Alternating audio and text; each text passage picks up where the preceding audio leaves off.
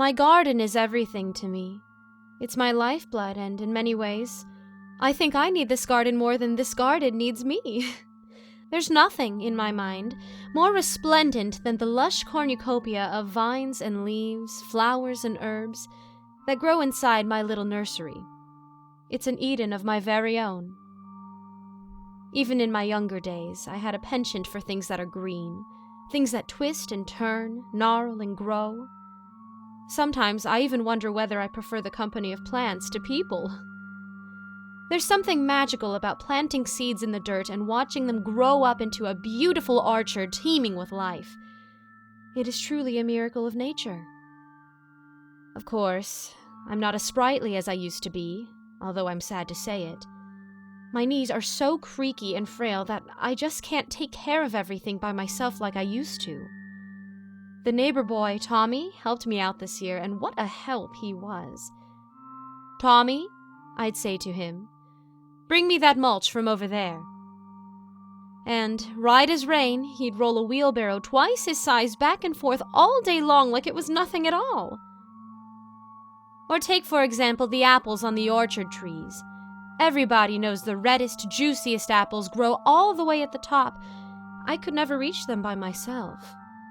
But that little rascal would climb straight up like a little monkey and toss them down to me. I'm not one to take kindly to strangers walking around my garden, but even I will admit that little Tommy was a big help for this year's harvest. With so many plants, it's practically a full-time job tending to them all. Plants of every kind grow in my garden, you see. There are impeccable irises, blue as the night is dark. Their petals flicker back and forth in the breeze like a school of fish. And how could I not mention my precious poppies, so red and aromatic? Just one breath of their sweet fragrance can melt even the worst troubles away. Don't forget about the heavenly hyacinths either, so gentle and delicate, each one of their buds dazzling in its own way. No two are ever the same. If you ever feel lost, do not be afraid. My sanguine sunflowers will light the way.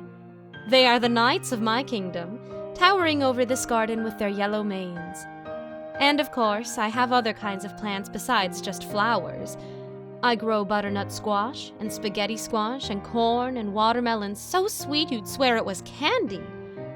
Not a farmer within 100 miles of this place could tell me with a straight face that their honeydew compares to mine. Most vegetables are bland and tasteless, but not in my garden. No, every single one is an explosion of flavor that will melt in your mouth.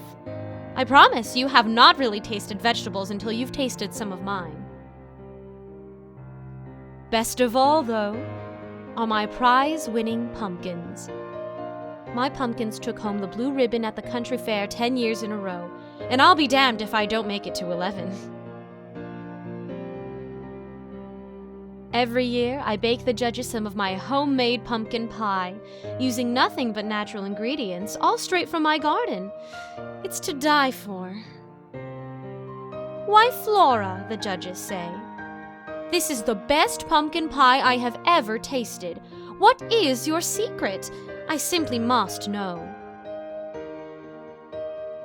Well, the secret to growing good pumpkins, you see, is all in the soil.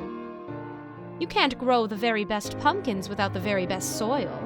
It's the soil that gives the pumpkins their flavor.